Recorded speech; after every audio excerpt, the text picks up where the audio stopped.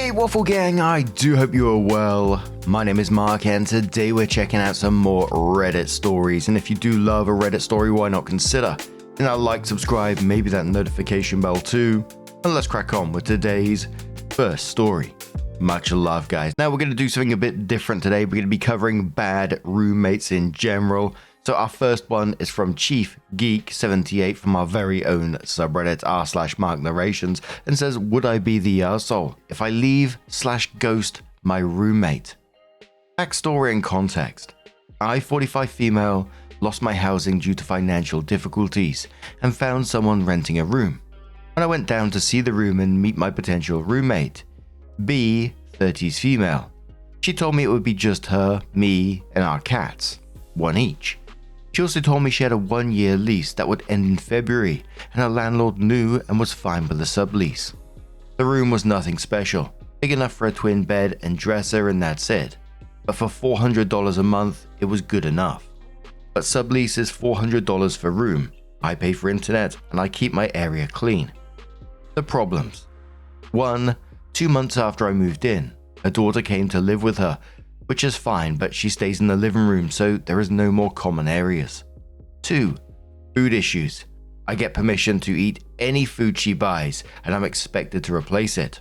Fair enough, but if I use one hot dog and one hot dog bun, I'm expected to replace with a new full pack of both in her preferred brand. Her and her daughter apparently do not have to ask or replace and will eat my shit whenever they fucking feel like it. I'm on a fixed income, so I end up having to beg my daughter for money to get more food. 3. Her daughter is allergic to cats, so my cat has to stay in my room 24/7, but B's cat can roam at will. 4. B is very volatile, and I walk on eggshells because if I piss her off, she starts screaming, banging on my door, and cussing me out. I hold my pee until I can't, just to avoid having to interact with B. 5. This might be a me thing, but I like to shower every day. But before I can do that, I have to clean her cat shit out of the shower. Every single time. Ugh. 6. She says my room smells. I shower every day, scoop the litter every day, and change it every week. I do laundry once a week and I do not keep trash in my room. Here's the issue. My room is so small that I could only fit a twin bed and dresser, and I can't open the drawers all the way. There is an AC vent, but it's under the bed. It has a window, but I'm not allowed to open it.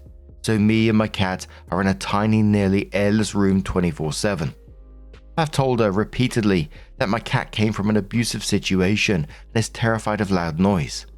Every time she would start with the yelling and banging on my bedroom door, my cat would go under the bed, but her temper tantrums are so routine that my cat just stays under the bed now. 8. We are very rural.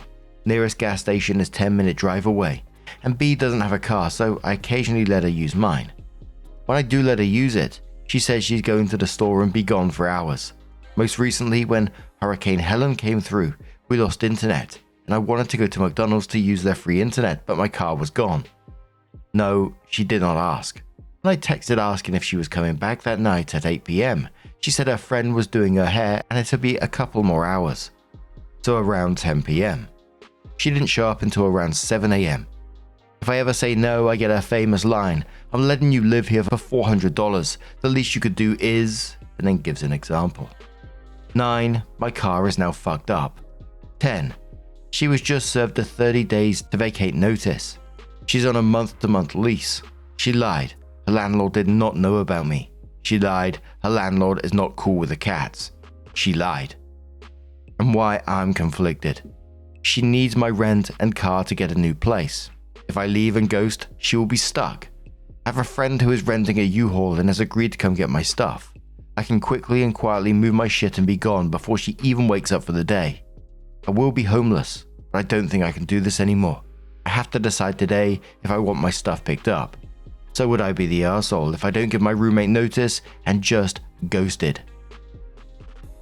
And there is no way you should feel guilty about getting out of the situation. 1, it's all going to end at some point anyway because she's been lying about the whole situation and she was served 30 days to vacate.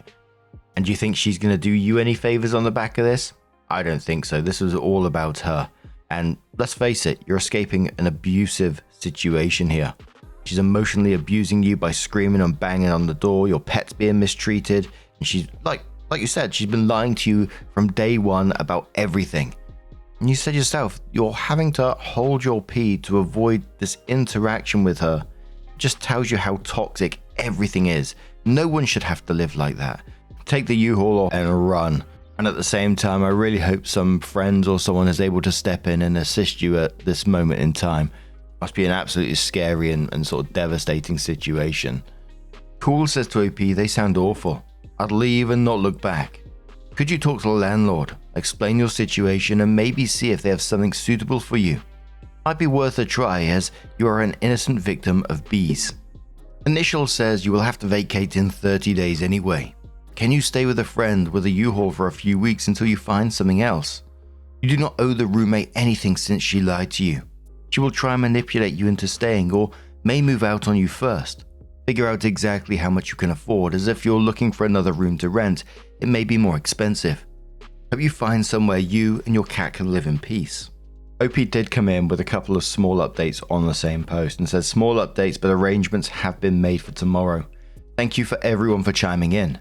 The reason I was asking is because I've never lived with a stranger before, so I wasn't sure if I was blowing small annoyances out of proportion. And the final update says I'm gone and away. I didn't realize how stressed out I was until the realization hit that I don't have to go back. I started crying. Me and my cat are in a hotel while my car gets fixed. Not paying her rent for October helped immensely. Thank you again, guys. I think the relief you felt when you started crying at the end there just shows all the stress that you've been carrying all this time, having to deal with that, like I said, an abusive situation, because that's exactly what it was. It wasn't just small annoyances, it was straight up abuse and exploitation of you. And so I'm relieved myself to see you out of that situation, but at the same time, I really hope that your car gets sorted quickly and you find a much better living situation for yourself and your cat. But now, I'm going to turn this one to you guys. What do you guys make of this situation? How would you have dealt with that if it was you? Let us know your thoughts down in the comments below. Let's move on to another story. Our next roommate story was titled, Am I the Arsehole for Being Vindictive? And telling my soon-to-be ex-roommate's potential new roommate about a strict no boys rule. I, 19 female, have lived in an apartment with Jess, 21 female, for a year and a half. In that time, I've had one guy, my boyfriend, stay overnight a whopping total of 3 times. When I moved in, Jess said she didn't care about sleepovers. I guess that changed, so I always made sure to let her know when my boyfriend was coming over, and we were always respectful and tried to coordinate times when she wasn't going to be home. He also never mooched off of us, and we mostly hung at his place because Jess was so insufferable to be around when you had guests. Jess and I recently got into a huge argument about it, and she said it's disrespectful of me to have a guy overnight. We clearly both had our own opinions about it and couldn't persuade the other, so I made arrangements to move in with my boyfriend, and Jess was going to find a new flatmate. Kate and her boyfriend came over to check the place out. I could tell Jess was irritated by that since she was only sharing with a girl and not the pair. At one point, Kate made a comment about the size of the bed, king size, and some comment to her boyfriend about the romantic nights they'd spend together. Here's where I may be the arsehole. I knew that if Kate moved in, there would be some huge argument about her boyfriend in the near future, especially since she was making comments about him hanging out there. So while we were waiting for Jess to get some things from another room, I mentioned that she doesn't like her roommates having guys over at all, especially overnight. This seemed to concern the pair, and they asked Jess about it when she came back over. She looked really embarrassed and said, I'm not actually. The pair tried to pry for answers, but she said that if Kate moved in, her boyfriend couldn't stay for more than a few hours at a time, especially not overnight. This caused Kate and her boyfriend to leave. After they left, Jess blew up at me and accused me of sabotaging the meeting. I said that she's being ridiculous because there is no way in hell she's going to be okay with Kate and her boyfriend if she wasn't okay with me and mine. She called me vindictive and malicious to bring up her no boy rule. I said that I never technically broke her rules and we agreed on allowing sleepovers, so as long as we told the other person. But her views have clearly changed, but it's not my fault she didn't tell me. Now she's infuriated with me. Am I the arsehole? I mean, I know it's not the point of this story, but there was a part of it that did make me chuckle to myself when this couple, they're coming to like inspect the room and stuff, and they see a king size bed and they go, woohoo, shenanigans could happen here. It's like, what? And quite frankly, it just sounds like you saved Kate a situation that's going to happen in the future, a bait and switch if you like that you've had to go through, telling you that sleepovers are fine and then completely changing it later down the road once, she's in the house and established. Samu says to that one, not the arsehole. Kate doesn't have to move in to then be told her boyfriend can't sleep over, especially if she is also paying rent. You didn't deserve that either. But absolutely tell any potential roommates so that someone isn't locked into a lease agreement with someone like Jess. Another commenter says not the arsehole. Jess can have that rule, but she needs to disclose it to any potential roommates. You are correct to let Kate know.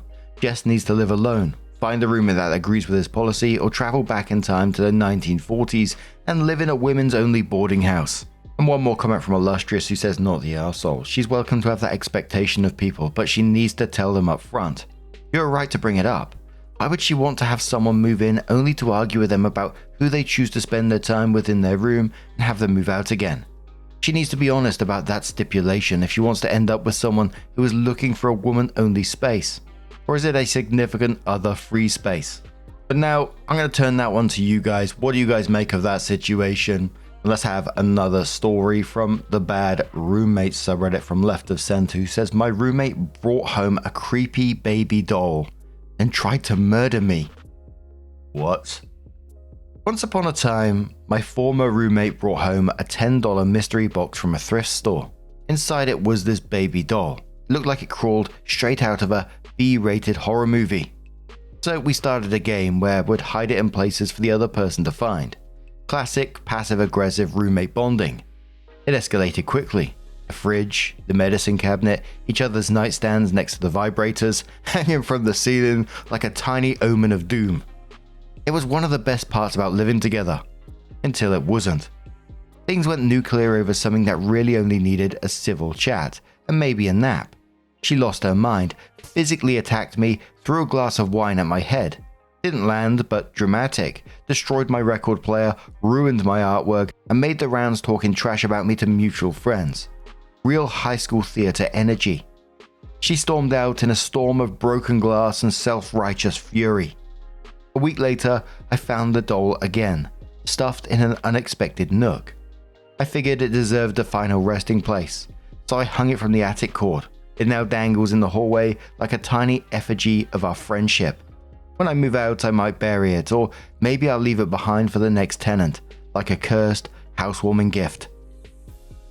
So people were asking, what the hell happened up until this point?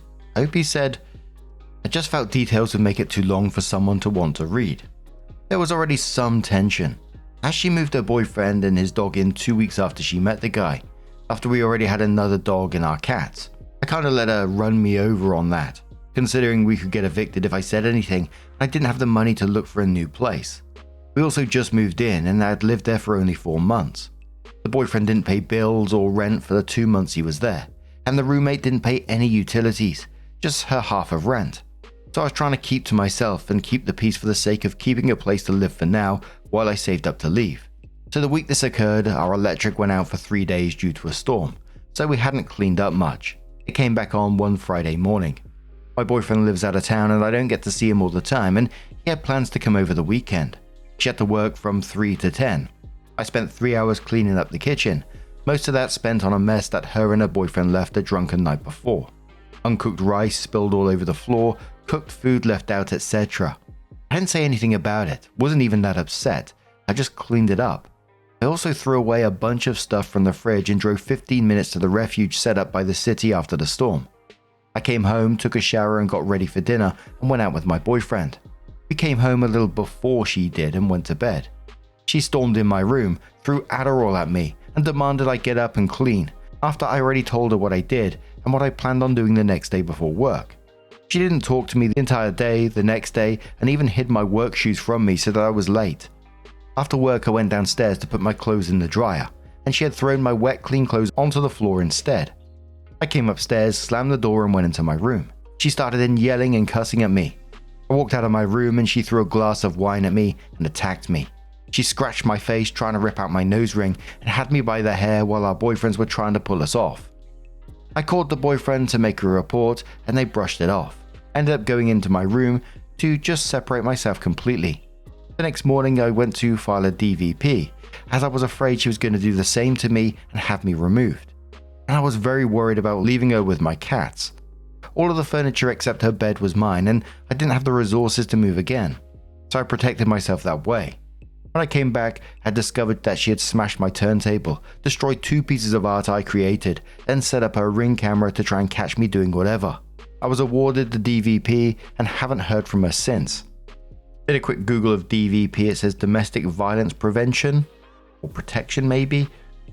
And OP did add a picture of the doll that was in the hallway now hanging by the cord. I'm not going to put it in the video because YouTube can be really weird about that stuff. You know, I'm effing and jeffing all the way for a story and then I add something like that and suddenly that's it. But it sounded like things were going well at first. They was having fun, hiding it in different places, and then it just went like from nothing to everything all of a sudden. It's like, what the hell just happened? So I'm glad OP sort of gives some more context. I mean, I might have been playing Phasmophobia too much, but I kept thinking maybe it is a cursed object. But holy moly, what do you guys make of this situation? Let us know your thoughts and let's have another story. This next little one, I was just browsing the subreddit and I'm just going to read it very quickly. It's very short. It's from Stunninghausen, who says, roommates eating shrimp in the shower. 2 of my roommates out of 6 won't stop eating shrimp in the shower and calling it shower shrimping. I don't give a fuck about what they do in the shower, but the shells are causing clogs and it makes the bathroom smell. Has anyone ever dealt with this before? What the fuck? As I said, I'm just going to leave you with that one really quick. Just a small interlude before we go to our next story. Now, our next story comes from MostCycle8338 and says, my roommates went from friendly movie nights to breaking into my locked room for makeup. I'm over it. When I first moved into my off-campus apartment with 3 other girls, things were fine.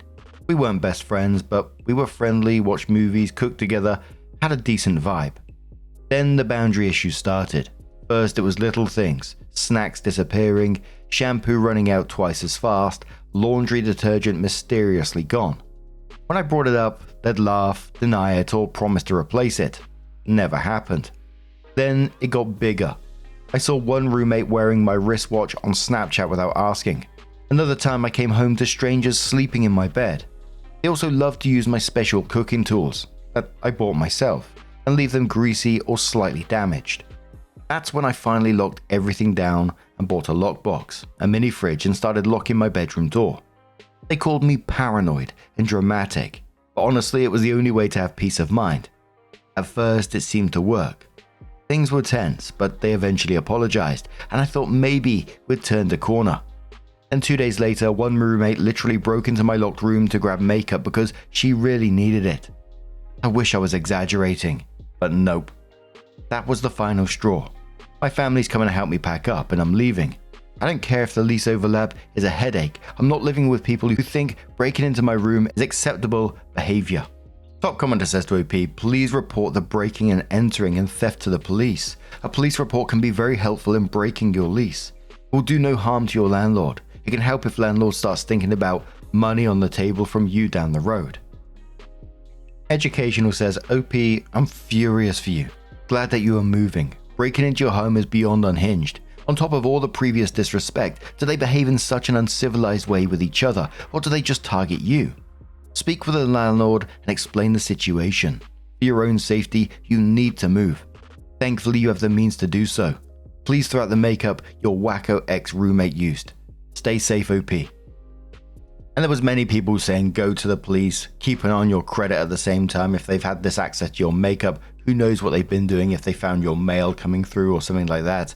And it just feels like they used to say in stories, the classic mean girl energy, where they're mocking you for setting boundaries, calling you paranoid, dramatic, when you're seeing your bloody watch on social media and they've taken pictures.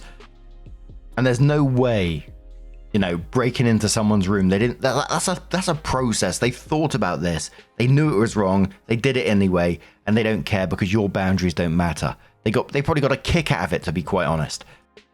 I absolutely do think you should report that to the police at the same time, as well as getting yourself out of that situation immediately. I know that's always easier said than done. I'm just sat here behind a microphone reading it. But how bloody awful are those people? What do you guys make of this one? Let us know your thoughts and let's have another story. Now, our next story comes from Banana Pudding Kit, who says, am I the arsehole for asking my roommate to keep her cat in her bedroom? I, 24 female, live with my girlfriend, 25 female, and a roommate, 23 female. We share a 2-bedroom apartment and have lived together for 2 years now. Up until now, we've gone along pretty well. My roommate has an elderly cat. The cat is honestly kinda mean. She doesn't like me or my girlfriend and will run away if we try to pet her or pick her up. So we just avoid each other. My roommate asked if we had cats prior to moving in because she said her cat doesn't like other cats. We did not have any pets at the time, so it worked out. We did tell her that we might want one someday, to which she said we'd have to revisit if the issue came up.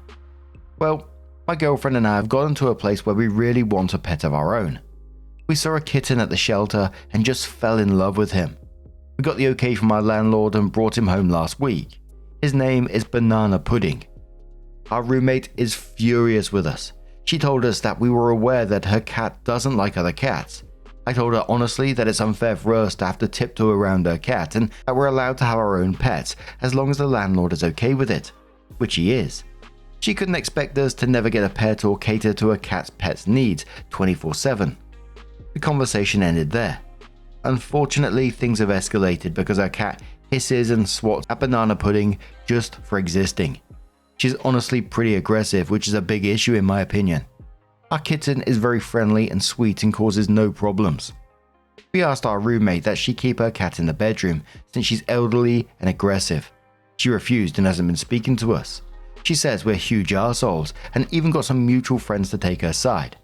I personally think that if her cat is so aggressive and uncomfortable, it's her responsibility to live alone. It's gotten so bad that my girlfriend is crying and considering taking the kitten back to the shelter. So here I am to get an outside perspective because I don't know what to think now. Am I the arsehole?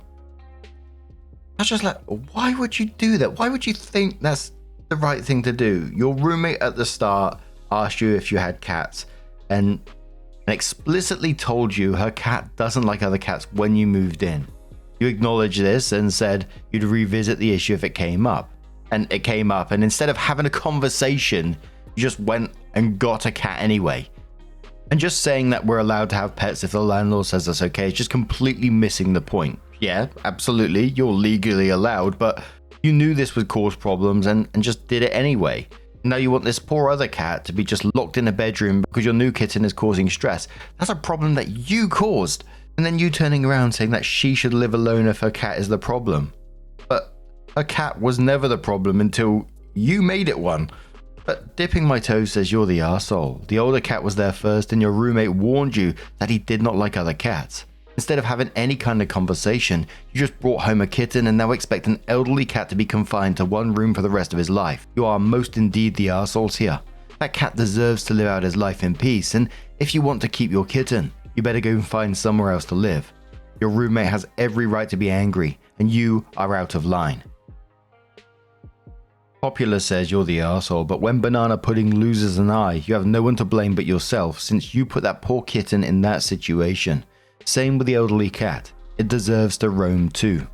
Another commenter says you're the arsehole. I think it's unfair for the elderly cat to all of a sudden be restricted to one room when you guys have already been in agreement since you guys decided to move in together. Bringing home a new cat in that living situation without talking through with your roommate first is irresponsible. Knowing what you know about your roommate's cat, maybe you guys should have waited until you guys could move out and get your own place. As far as I see it, if she's paying rent there, she should have just as much say as everyone else. Someone asked for info and they said, did you talk to her before you got the kitten? Says that you told her you may have to revisit the issue in the future, but did you ever do that? Opie says, so we did tell her that we saw a kitten at the shelter and even sent a pic of him. But the adoption itself was kind of spontaneous, so we didn't ever sit down and have a full convo about it. Even if we did, she likely would have just told us no. Because, I mean, what other solution is there in this situation? One of us was going to end up upset. And now you're all upset. And the cats are stressed out. You know what's in my head right now? Do you know that scene from The Dark Knight where the Joker's in the jail cell and he's sarcastically clapping? That's how I feel right now. But OP does edit the post and says, so I'm definitely the arsehole. The comments have really helped me to understand that my roommate's cat is just acting, well, like a cat. I'm willing to admit I was ignorant and impulsive. I've never had a pet before and should have done more research before jumping into pet ownership. I plan to sincerely apologize to my roommate. She's willing to talk when she gets home from work. I'm going to see if she's willing to try a proper introduction for both kitties, and Banana Pudding will be staying in our room for the duration, while a kitty will be able to roam. I'm hopeful that things will work out, and I want to thank everyone for being blunt and educating me.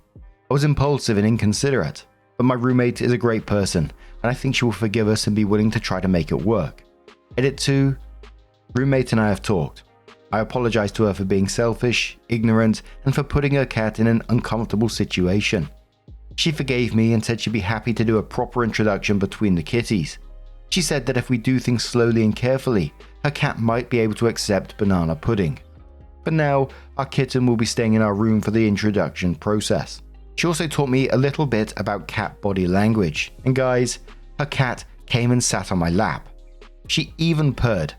My roommate is a very kind and forgiving person, and I'm very thankful that she chose to forgive me after I was such a huge asshole to her. She played with Banana Pudding and gave me some cat food recommendations. I think things are going to work out. Thanks for everyone for your advice and criticism.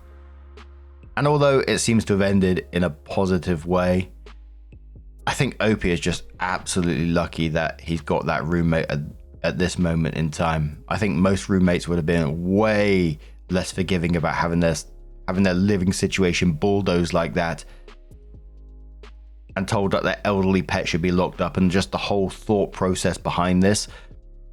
It sounds like they got a bit of a saint of a roommate. I mean, not only forgave them for the bullshit they put her through, but has actively helped train them.